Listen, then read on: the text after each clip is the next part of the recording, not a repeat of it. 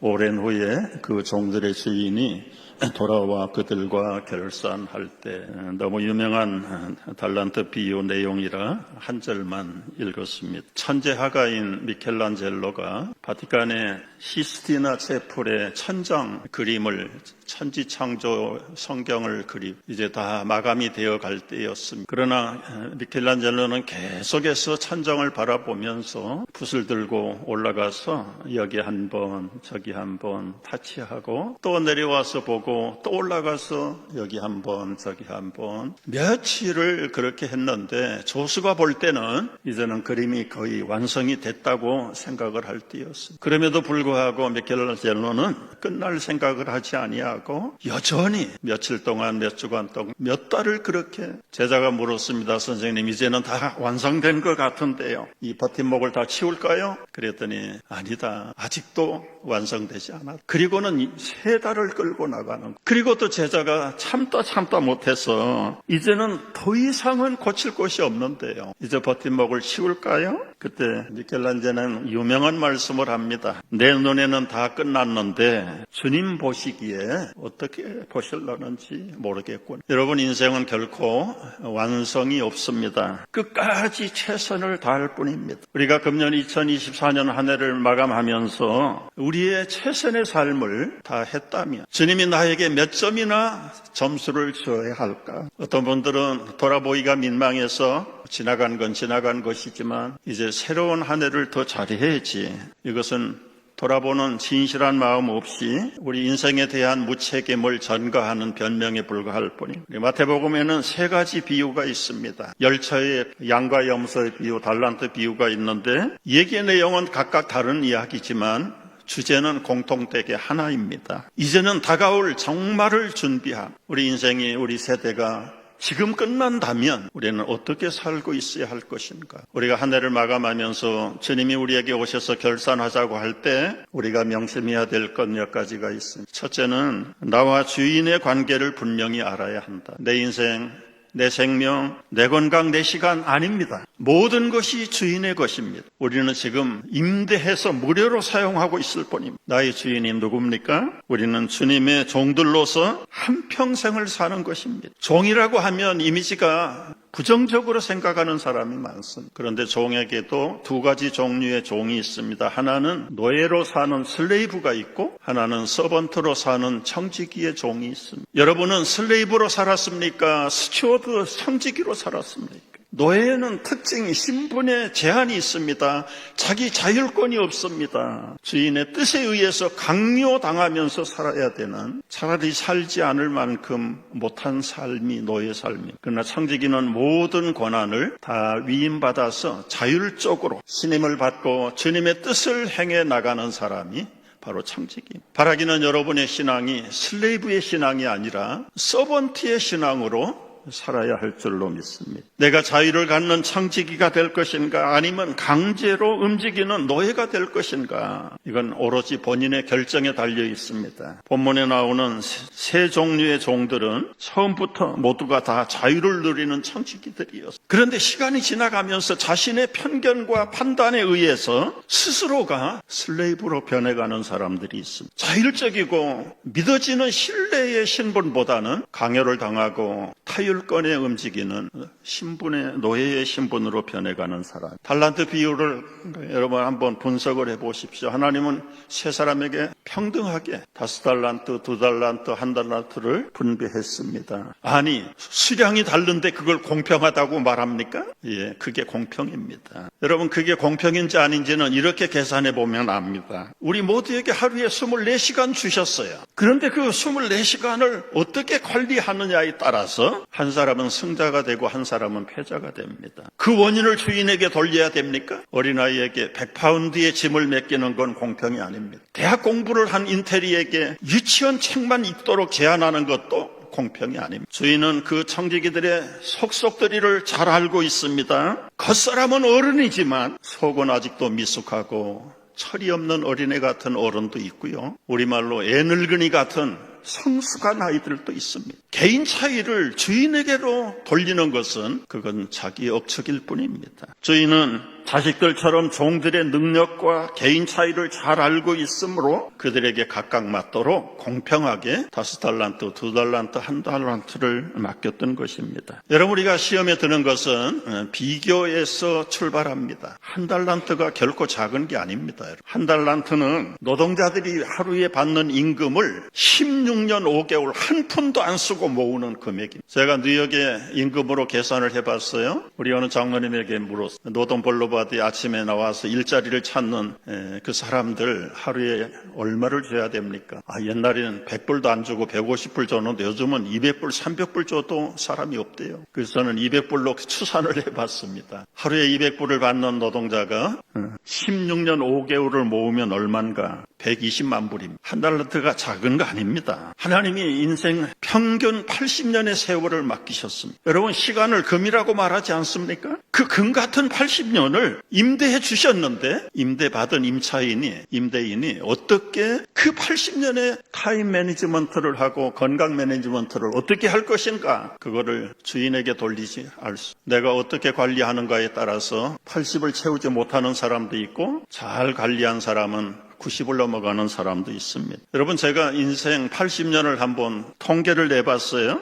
제가 낸 게 아니라 전문인들에게 물어본 거예요. 80년이 얼마인가? 29,800일입니다. 시간으로 따지면 70만 800시간인데 어떻게 이 80년의 세월을 소요하는가? 잠자는데 10년 29년 8개월이 식사하는데 5년 5개월이 걸리고 여가 시간 하루에 2시간씩 하는데 7년 3개월을 여가 출퇴근하고 이동하는 시간이 3년 7개월이 걸리고 텔레비전 보고 인터넷 보고 셀폰 보는데 11년을 소요하고 가정일을 하고 가사를 돌보는 일이 7년 3개월. 여러분, 놀라운 것은 화장실에서 보내는 시간이 3년 7개월입니다. 하루에 운동을 30분씩을 하면 80년 동안 다 해봐야 1년 8개월밖에 운동하는 시간이 없고, 저는 또 한 걸음 나가서 우리가 신앙생활 하는데 신앙생활에 필요한 쓰여지는 시간은 얼마나 될까? A+ 성도들을 기준으로 해보는 거예요. 이분들은 주일 예배는 말할 것도 없고 특별 행사, 때로는 개인적으로 하루에 10분에서 20분 기도하는 것, 그리고 성경을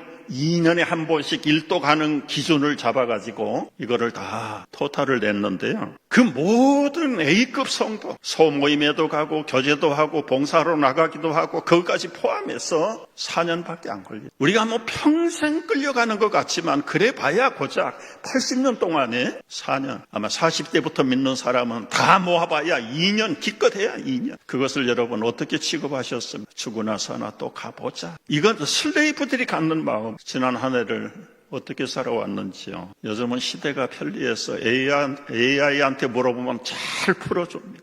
오늘 우리가 한 해를 믿음으로 결산해보는 날이라고 생각을 한다면 먼저 우리가 잊지 말아야 될 것은 내 인생을 내가 책임지는 것이 아니라 나에게 생명과 시간과 은사와 능력과 재능을 맡기신 주인에게 있다는 사실을, 나는 그분의 필요를 채워드리고 그분이 기대하시는 하나님의 나라를 어디에서든지 무슨 일을 할지라도 세워가는 것이 우리 인생의 목표다. 이 넉넉한 자유, 두 번째는 그 자유에는 책임이 따른다는 사실을 분명히 알아야. 임대 인생이라고 말을 해요. 모든 것이 주님으로부터 빌려받은 것들이, 받은 날이 있다면 반납하는 날이 있다. 여러분, 오늘 달란트를 받은 청지기들 3사람이 달란트를 맡기신 주님과 더불어서 결산을 했습니다. 여러분이 보시는 그 주인은 어떤 사람입니까? 1달란트 맡았던 사람처럼 그 주인이 악덕 사채업자입니까? 아니면 숨은 공로자입니까? 본인의 재산을 다 결산해서 종들에게 나눠버리고 자기는 다른 나라로 떠나버렸어. 넉넉하게 사용하고 활용할 수 있도록 모든 권리를 다 위임하고 주인은 다른 나라로 갔습니다. 하나님은 인생들에게 모든 것들을 거저 위탁하셨습니다. 생명으로부터 우리의 재능과 은사들, 우리의 환경, 우리의 과거와 미래까지도 하나님께서 맡기셨습니다. 사람들은 주인에게 받은 달란트를 나름대로 슈퍼스타가 되는데 사용하려고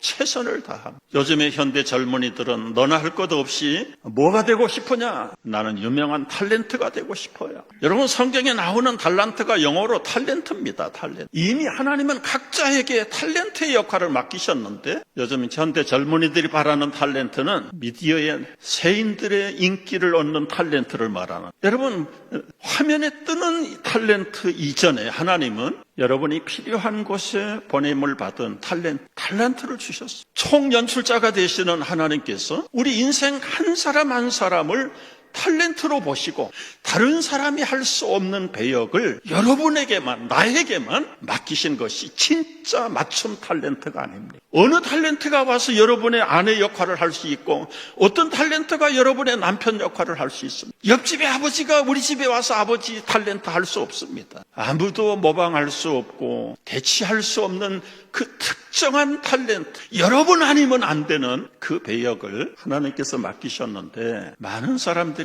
자기에게 맡겨주신 본분을 기억하지 못하는 것입니다. 그리고 엉뚱한 세인의 탤런트가 되기를 원합니다. 진짜 총연출자이시고 감독자이신 하나님 앞에서의 탤런트를 제대로 감당하기 위해서는 몇 가지 노력해야 될 게 있습니다. 유능한 탤런트가 되기 위해서는 첫째는요, 바로 가서 장사해야. 장사했다는 말은 영어로 보니까 트레이드인. 자동차를 5년, 10년 쓰다가 바꾸려고 할 때 자동차 딜러에 가서 트레이드인해. 중고 자동차 상인에게 가서 이걸 트레이드인해서 파는 거예요. 그리고 업그레이드 하는데 보태는 겁니다. 우리에게 주신 달란트와 은사와 건강과 재능과 모든 환경을 받았다면 이걸 가지고 나가서 흥정하고 구매 촉진을 개발하고 관계를 설정하고 거래처를 트고 찾아 나서야 됩니다. 문을 두드려야 됩니다. 사람들을 불러 모아야 됩니다.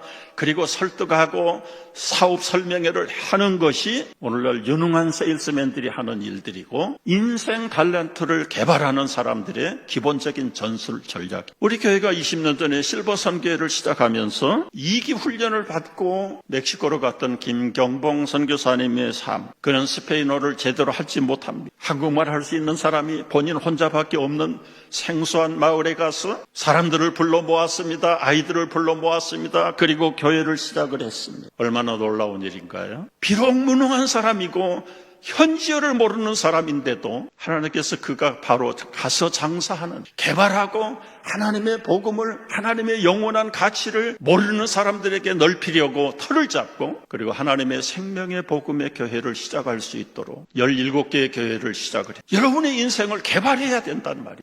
그것이 꼭 전도자로서만 개발이 아니라 가정이면 가정, 사업자면 사업자, 대인관계면 대인관계 속에서 하나님의 공평하신 나라가 어떻게 진행되어 갈 것인가에 대해서 바로 가서 장사했던 사람이 착하고 충성된 두 사람의 청지기였습니다.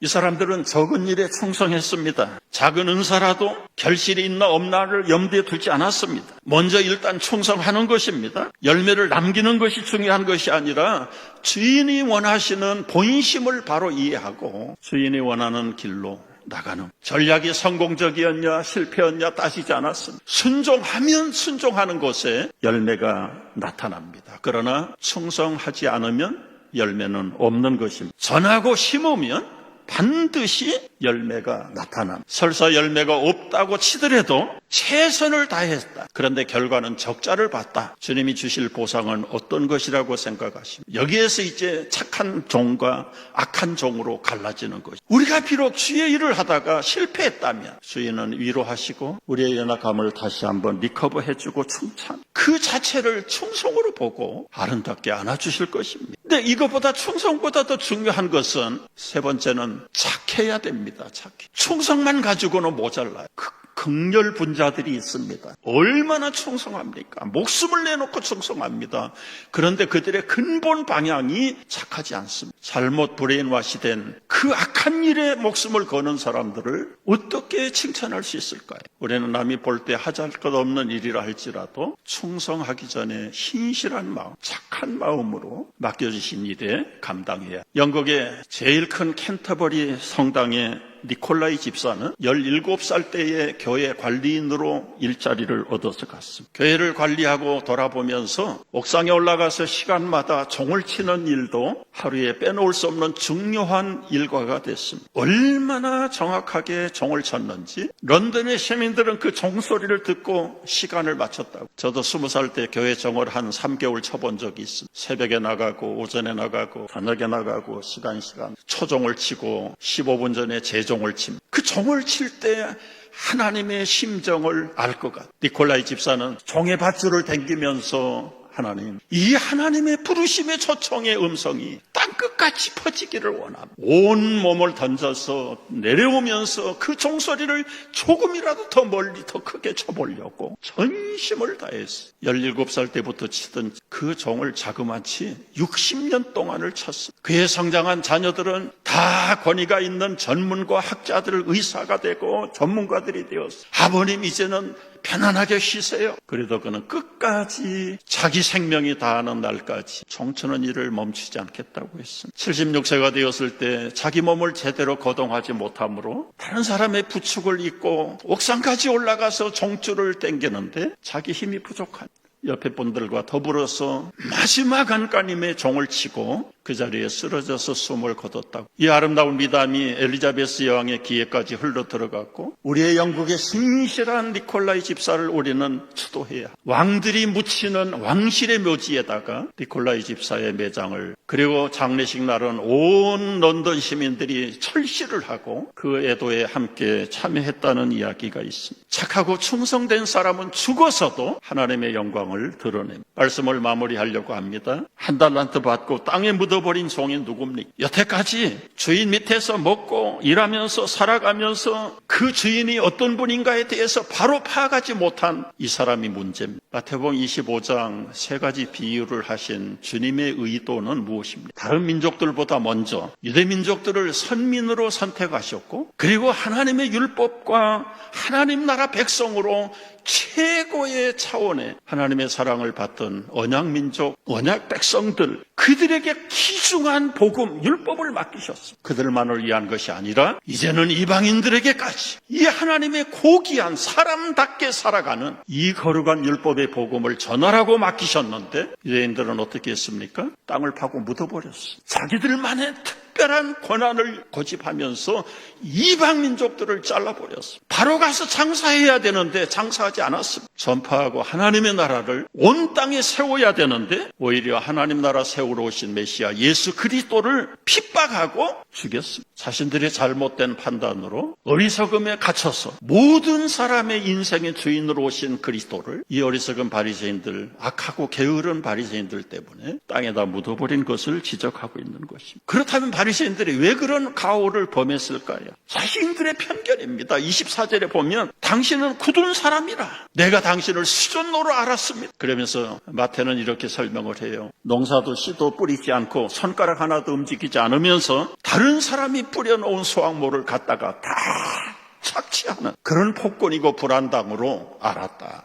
그러니 장사하다가 만약에 본전을 까먹으면 어떻게 그 폭군 앞에 설 수 있게, 그 책임을 어떻게 감당하겠냐. 차라리 이익을 못 남기지 말고 원금은 까먹지 않고 내가 주인에게 반납을 해야 되겠다. 그래서 땅에다 파묻었다는. 여러분이 게으르고 지혜가 없고 악한 이 청지기는 하나만 알았지 둘을 몰랐어. 주님이 너무 답답해서 이렇게 반문을 하잖아요. 너 생각이 편견이다. 그렇게 속이 잡아서 땅에다 묻을 바에는 그러면 안전한 은행에다 맡겨놨더라면 이자라도 붙을 거 아니냐. 사람이 자기 편견에 갇히면 앞뒤가 보이지 않는 것입니다. 오늘 우리가 한 해를 마감하면서 우리 자신들을 냉철하게 판단하고 분석해 볼 필요가 있습니다. 주인이 우리에게 맡기신 1년, 그 많은 시간들, 남들이 누리지 못하는 나만이 가지고 있는 특별한 환경들, 부모로부터 물려받은 많은 것들, 궁극적으로 주님이 맡기신 것들을 나는 과연 어떻게 사용했는지, 주님이 맡기신 것을 내 편견에 의해서 땅에다 묻어버리고 오히려 많은 사람에게 필요와 충분함을 나눠야 될 그 시간에 오히려 나도 폐쇄되고 다른 사람도 갇혀버리는 바른 은사의 목적, 우리 인생의 청지기의 궁극적인 사명, 내가 고의적으로 나의 판단이 짧아서 내 편견 때문에 묻었다면 이제 다시 파내야 될 줄 알아. 주님은 그렇게 인자하고 혹독한 주인이 아니에요. 예를 들어서 장사하다가 본전을 까먹었다. 주님의 보상은 무엇일까요? 얼마나 많은 사람들이 복음 전하다가 비참하게 죽어갔습니까? 돌에 맞아 죽어가던 스데반의 얼굴에도 주님의 찬란한 빛이 천사의 얼굴처럼 밝게 비쳐. 여러분, 주님의 판단은 손가락으로 세울 수 있는 수량으로 따지는 것이 아니에요. 사람 눈에 보이지 않고 어떤 어떤 면에서는 적자를 받고 손해를 봤을지라도 착하고 충성을 다했다면 우리의 판단과 주님의 판단은 하늘과 땅처럼 달라질 것을, 한 해를 돌아본다는 것은 다가오는 새해를 준비하는 것입니다. 철저한 반성은 앞으로 기대에 찬 미래를 가져다 줄 것입니다. 우리 사랑하는 장순자 선교사님, 김경봉 선교사님, 그들의 생명을 선교지 땅에다 묻었습니다. 모녀야 부족들 마을에 에카픽스툴라라고 하는 처음에 도착했던 그 마을에 선교사님들은 영원히 주님과 함께 쉴 것입니다. 그들의 말은 없지만 이제 남은 후방에 우리 성도들이 한 믿음의 가족들이 해야 할 일은 무엇일까요? 왜 부유하고 안전한 미국에 살게 하셨을까요? 우리도 저들이 감당했던 그 일을 함께 후방에서 동참하라고 하시는 기회, 우리가 설교를 마치고 새해를 바라보면서 어떻게 주님의 달란트를 우리가 써야 할 것인지 한번 작정하고 기도하는 시간을 가지려고, 오늘날 눈으로 보기에 반듯한 이 교회 건물이 어떻게 이루어져 갔는, 오늘은 깊은 설명하지 않겠지만 수많은 성도들의 눈물과 헌신이 오늘 여기까지 왔는데, 앞으로 완성되고 마무리해서 주님 앞에 헌당하는 그날까지 우리는 어떤 일을 감당해야 할 것인지 깊이 묵상하고 새로운 비전을 가지고 일어나는 송년주일이 되시기를 주의 이름으로 축복합니다.